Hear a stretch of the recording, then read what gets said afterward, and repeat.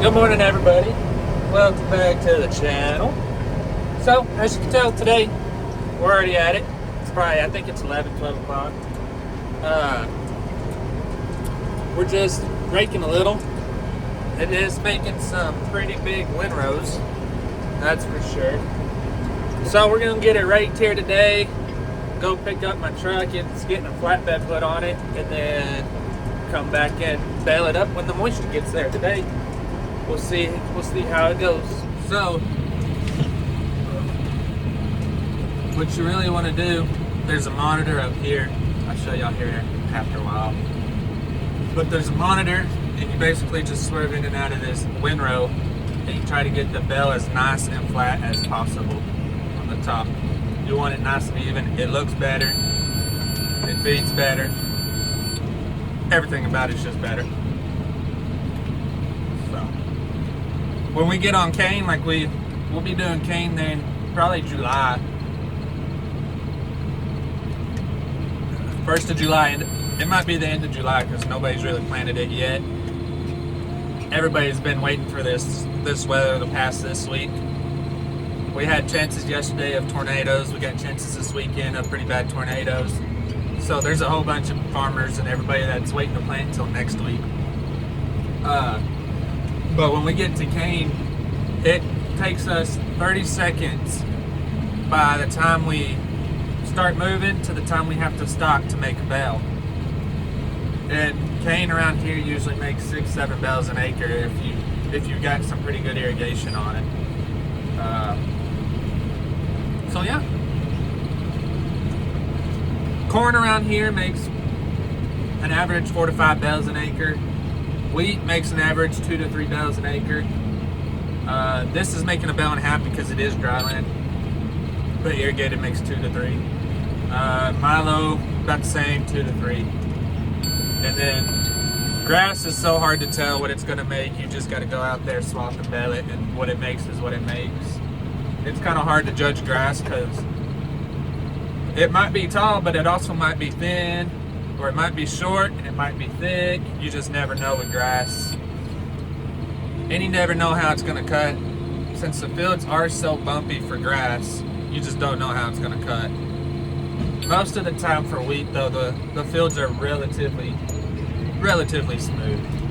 We've gotten some fields where it's just bumpy, and it hurts your liver, it hurts your kidneys, everything, your whole body hurts after that, but hopefully we don't have none of that this year. And this is my first time really baling with this tractor. This is not a brand new, it's a new to me, 8245R. I got it with 3,005 hours and it has 3,063 hours. All I've really done with it is, I brought it out to the field to bale one day and the baler ended up being broke, so I sent that in to get worked on and haven't baled with it. It's been used for on the rut filler there at my place up that wayside, and that's about it. So there's not really much it has done yet, so this is a good test for it. So far, I am liking this tractor way better than that 8360R I had, mainly because the 8360R I had, it was way too much horsepower. It did have duals on the front, which made it extremely smooth. But you could be going 20 miles through the field and you'd be smooth there in the cab, but the baler behind you is just bouncing away. So, yeah, it is what it is. I got this one so this tractor is pretty much good for everything. I could still put it on a 50-foot sweep plow. I could still plant with it. I could sow with it. I could fertilize with it. So that's really why I bought it, is because I can do everything I need to do there at my farm with this one tractor. Now I might have to hook it up to a whole bunch of stuff multiple times, just from unhooking it to the baler, driving it out there, doing what I need to do, and taking it back to the baler. But it'll be worth it in the long end just because everything's on one tractor. I'll have my monitors on one tractor. I'll have everything on one tractor and not multiple tractors, for me to maintenance and make payments on and all of that. So. I also own a a 7140, so I could get that rigged up and put GPS on it and use it. It's paid off, so I'm gonna use it.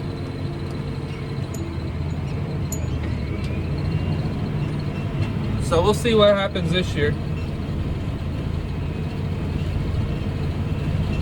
So yeah, I guess just enjoy the video of me baling today and raking and doing all kinds of stuff.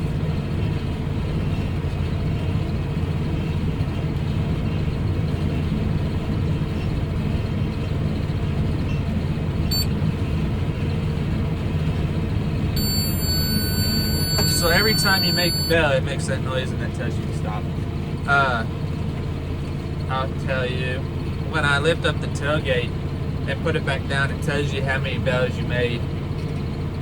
And then at the end of the field, it'll tell you your total bales. So this baler has 8,700 bales on it. I bought it new 2 years ago. This will be my 3rd year having this baler. I bought it at the end of the year, so technically I'm going on my 2nd pretty much. I bought it at the end of the year we did a little bit of Milo with it and that's it, and then we parked it for the year and then started last year.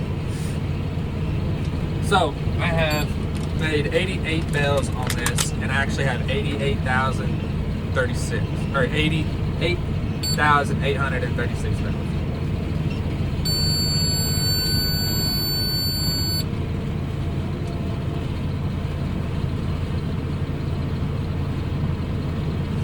And we do get a lot of questions, why don't we run the John Deere 560Rs?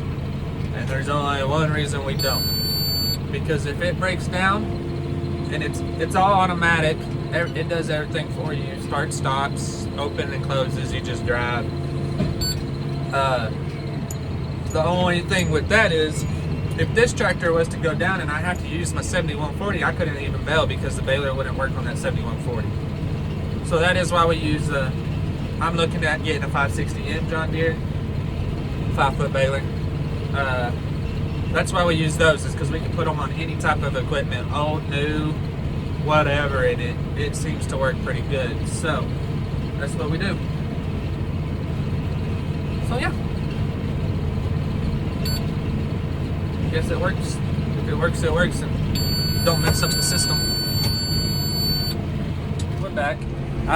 Sorry, things got a little hectic there yesterday trying to get it raked, and then we came over here and started baling before it rained, and just so happened that it started raining about 2 miles west of us, so we got pretty lucky on that part where it didn't rain on this field. So we are back out here baling, and so far it's making about a bale and a half, which is, it's not good and it's not the best.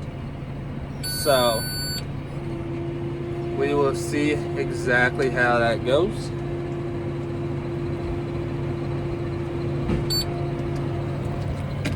And put you on there. So we'll see exactly how that goes. And something is making a weird noise. See how much we end up making. We'll get this field done today. Get everything moved to the next field, and then I'll jump on the rake and get that. The next field's 90 acres. This one was 250 acres. So I'll get that, hopefully get that raked, and then that storm hit my pivot up that wayside, which is about 40 miles, 30 miles. No, it's more about 40, 45 miles away from here. So I'll go up there, go see if it messed anything up, if it held, if it even rained. Judging by the radar there last night, though, it did hit it. So I'll go up there when we get done with all of this and see what happens. But we built to about 1 o'clock last night. I got home about 1:30, and we're back out here we were out here about 8 o'clock getting the rest of this field raked, and then kind of fixing the balers, and now we're running again.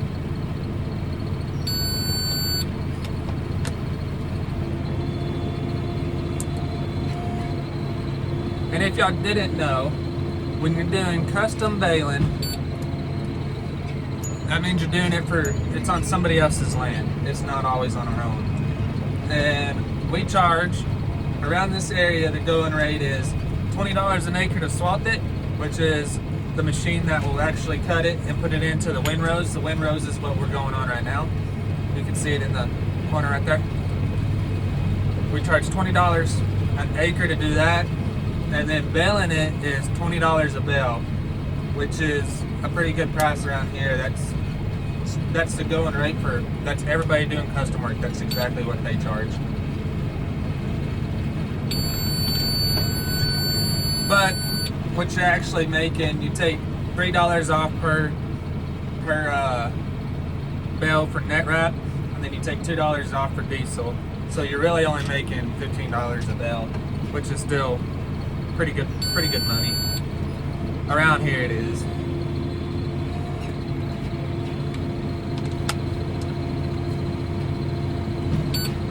So far, we have roughly 1,000 or so acres of wheat to do around our neighborhood, and then it's sounding like we may or may not go out of the county to go bale around some other towns that got hit last night with a whole bunch of hail.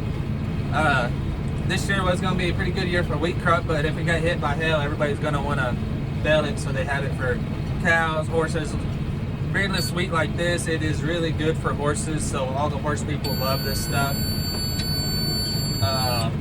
So yeah, we'll see exactly how that goes.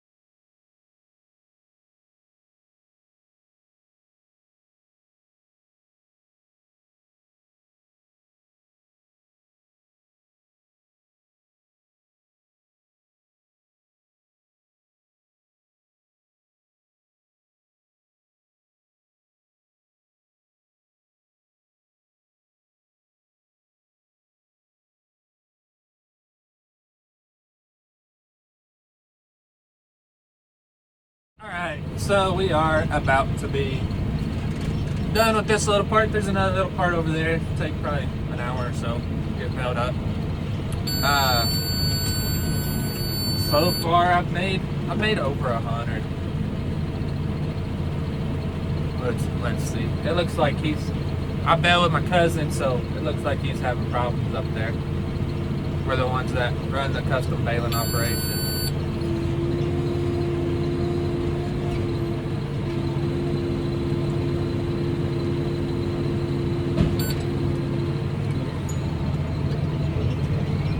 So with us, we're kind of different. We'll swath, rake, bale, stack, and sell it for you, and haul it for you. If you want that. If you want to stack it yourself, stack it yourself. If you want to keep it, you can keep it. Don't matter to us. But we will do all of it for you, if you so please, I guess. It's not too bad doing that, but it does keep us busy year round. We have one other guy, and he does pretty much all the hauling from us, and he's his brother, so my cousin. He went out and bought him a dually and a trailer and everything, so he does all the hauling for us now. We used to hire it out, or whoever we sold it to, they'd come haul it or whatever, so we don't do that no more. Saved us quite a bit of money though.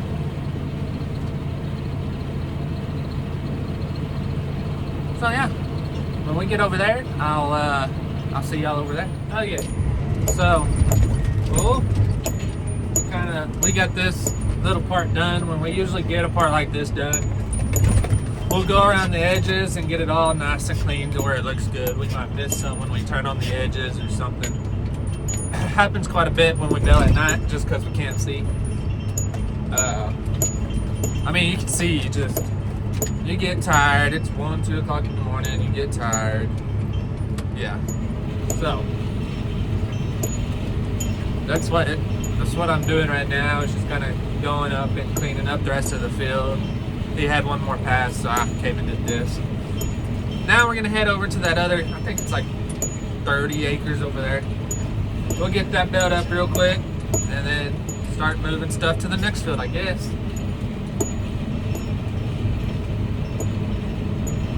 So, yeah, made 100 bales.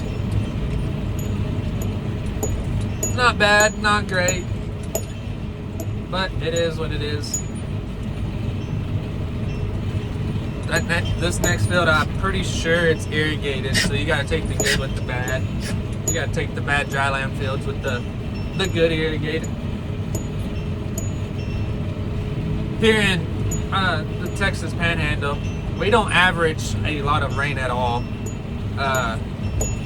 You know, up north, or even down there like the Corpus Christi area, east of Wichita Falls, they can grow corn, 150, 180 bushel corn on dry land. We cannot. If we were to grow 180 bushel corn on dry land, we would have to have one good year. We don't have that around here. We average, I'm pretty sure it's about 10 inches a year, and that's not enough to get nothing done. So for the meantime, we just stuck farming dryland and irrigated. Dryland's not too bad, but it's time consuming. It's not really time consuming, but it's on good years when it does rain good, when we do actually get our 10 inches or whatever, we do make a little bit of money off that. Bad years, you don't make nothing, so you gotta take the good with the bad. We also average over 100 degrees in the summer, so that's not good. So yeah, we're just doing it that way for now. Alright, so we are on this other section over here.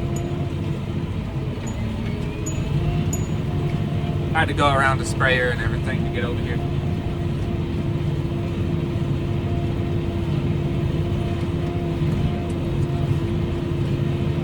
But like I was saying, I want to this channel, I want to show how we do it in West Texas.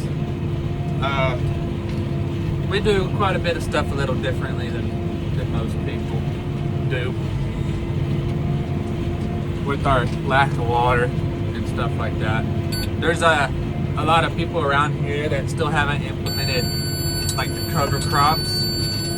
So I think I'm gonna actually try some cover crops next year and see what happens on that side. Our soil is not very good around here, so it would actually help to have some start some cover crops to have good contact with the soil and stuff like that. If we can lower our inputs on making 3-bale cotton, which is pretty hard to make 3-bale cotton with the water we have around here, but if we could lower our inputs and still make the same yield, or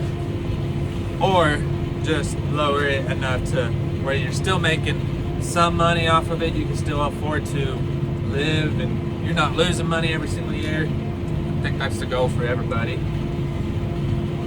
Most of the older farmers, they're stuck in their ways. They don't want to change nothing. And with the weather changing, the soil changing, everything around us changing, new seed varieties, you kind of have to try different things. So that's what I aim to show you on this channel. While also trying to bale, trying to run equipment, and try not to break anything. The breaking anything is the hard part.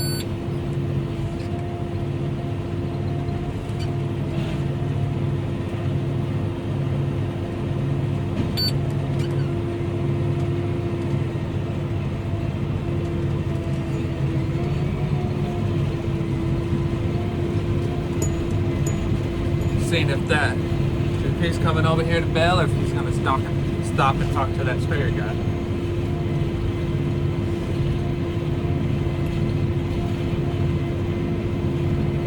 So what I'm trying to implement for cover crops is like something that will put nitrogen back into the ground a little bit better. My nitrogen cost is out the roof just to grow some cotton. So we're gonna try to do that and see exactly what happens. So yeah, we'll see. So we are done. We got all that baled up. I'm gonna check over my baler, kind of blow it off a little bit, make sure nothing's broke on it, and then we're gonna move fields. But that's gonna be the end of this episode. I'm gonna try to make them about 10 to 15 minutes long, so there might be a couple just for one day's work. So yeah, that'll be the end of this episode, and we'll start the next one up when we get to that other field and I get to rake in and check my pivot. We'll go over my flatbed and all that good stuff. So for now, we're done. We'll see y'all in the next one.